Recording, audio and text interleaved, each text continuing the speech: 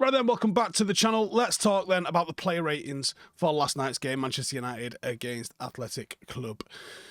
Starting in goal as we always do, Onana, we're going to go 6.5 out of 10. He comes away with a clean sheet. He was pretty much untroubled by the limited attacks that Bilbao had. Yes, they started well. Wasn't really a lot that he had to deal with.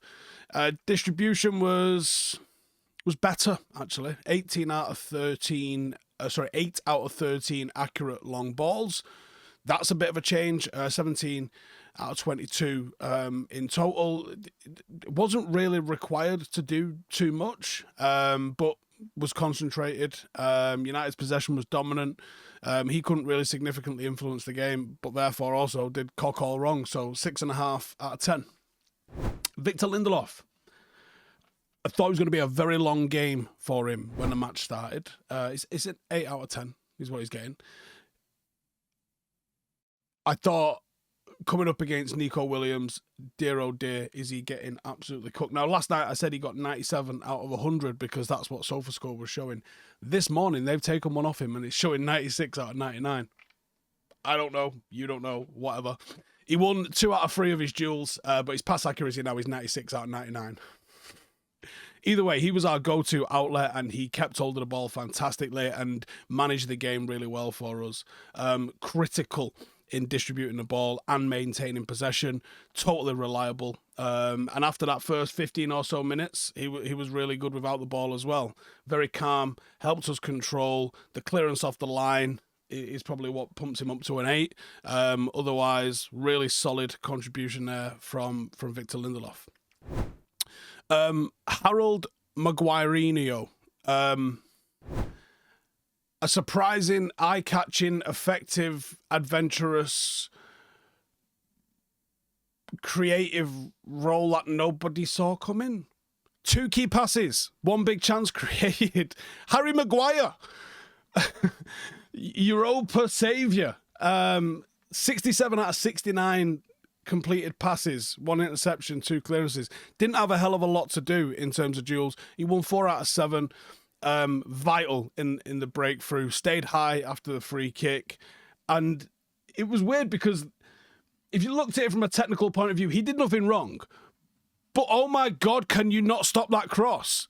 Like from a Bilbao perspective, honestly, if they're doing videotape today looking at the game, the kid that didn't stop the cross has probably been hit with a chair because he's a centre half, he's not quick. He twisted you inside out. Like, it wasn't like amazingly skillful. It was really slow what he did, but it was absolutely the right thing to do. And the delivery was perfect. You know, he stuck it into the right area. He stuck it far enough away from the keeper that the keeper can't come and claim for it. It's been flicked on and then Casemiro's battered it in at the back post. But it was such a preventable cross. I bet Bilbao must be livid, but because from that moment onwards, and it was Harry Maguire that changed the game with that moment. From that moment onwards, Manchester United did not look back. Yes, the penalty came very quickly afterwards. We'd already started to assert a little bit of dominance in the game. That moment put United in the final. The moment it leaves his foot, Manchester United are heading to the final, and we did not look back from there. 8 out of 10. Lenny Yoro, 7 out of 10. A very solid, unspectacular, stable, composed performance, which is becoming the staple of Lenny Yoro. 62 out of 67 passes, 3 clearances, 2 interceptions. He only won 1 out of his 3 duels. Quietly effective, very composed, reliable distribution from the back. Didn't overly stand out, but wasn't really required to do a hell of a lot of that. So happy days with him. Mazraoui, 8 out of 10. Provided width. Actually provided some threat from wing-back, very solid defensively, struck the crossbar with a really good effort. What a goal that would have been to make it 4-0 at the time as well. Didn't get on the ball a hell of a lot, and I'm not 100% sure why, because the ball was coming down his side, he just wasn't getting on it. 29 out of 34 passes, 1 key pass, 2 out of 2 accurate crosses. He won 7 out of 10 duels. That's what you get when Mazraoui's in the team. And he completely shut down Iñaki Williams. Completely shut him down. After that first 10 minutes or so, you totally forgot. Actually, both Williams brothers were on the pitch. And considering they can be such a threat, and I thought they were going to be what won the game for Bilbao, They did not get a sniff. And a massive part of that was Mazraoui. That's why he gets an 8. He had 4 tackles. He's hit the woodwork, 3 clearances, won 7 out of 10 of his duels. It was energetic, influential, composed, smart, brilliant. 8 out of 10. Ugarte, 8 out of 10.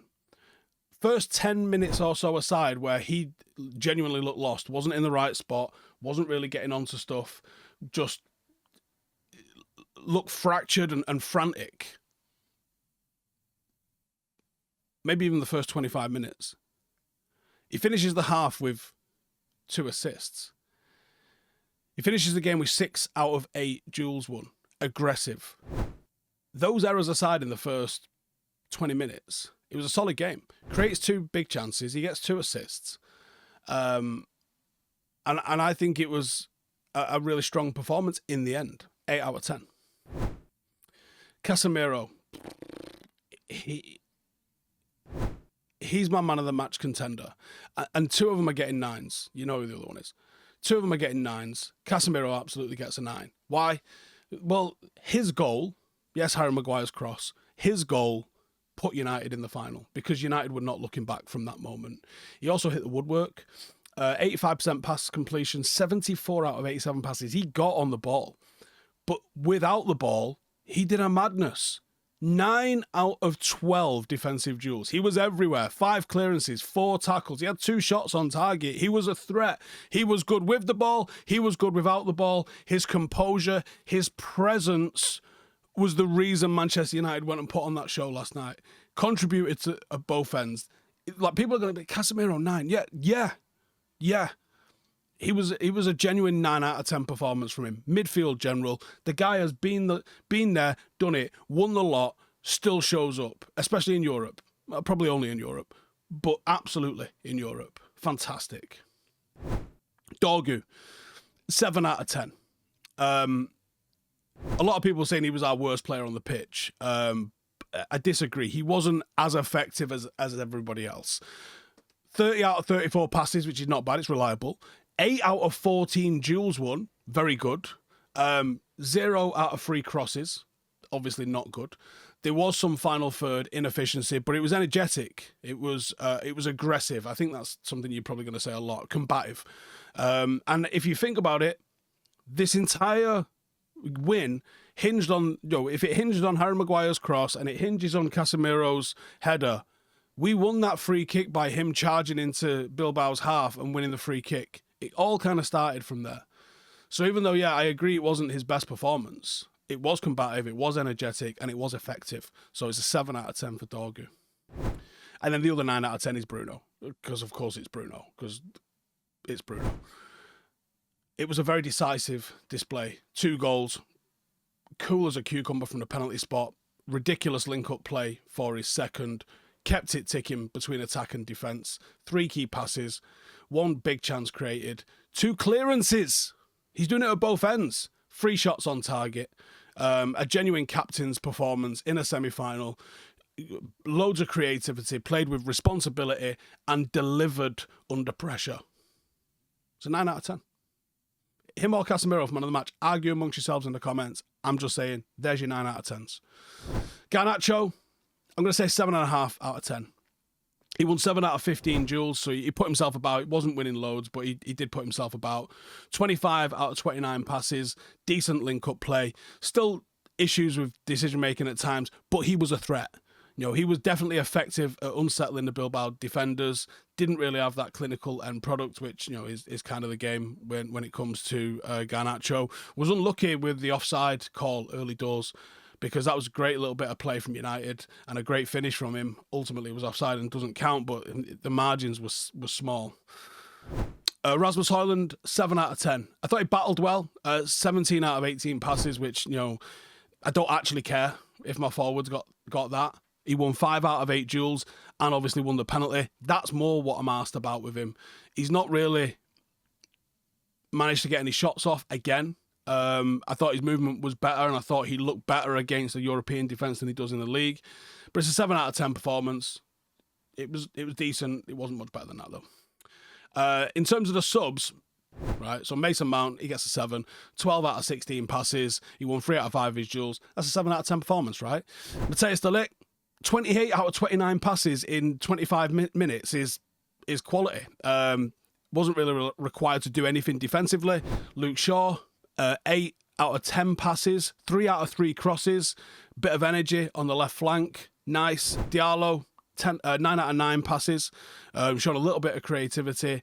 Only on for 6 minutes. Same as Kobbie Mainoo. 5 out of 5 passes. United kept the ball so well in the last minutes. It was tidy. And it was 7 out of 10 for all of them subs, right? Ultimately, United have just produced a really commanding performance. Yes, it was amplified after the red card that Bilbao got, but United were in the ascendancy anyway. The first goal came at 11v11, and nobody made him pull Højlund back like that.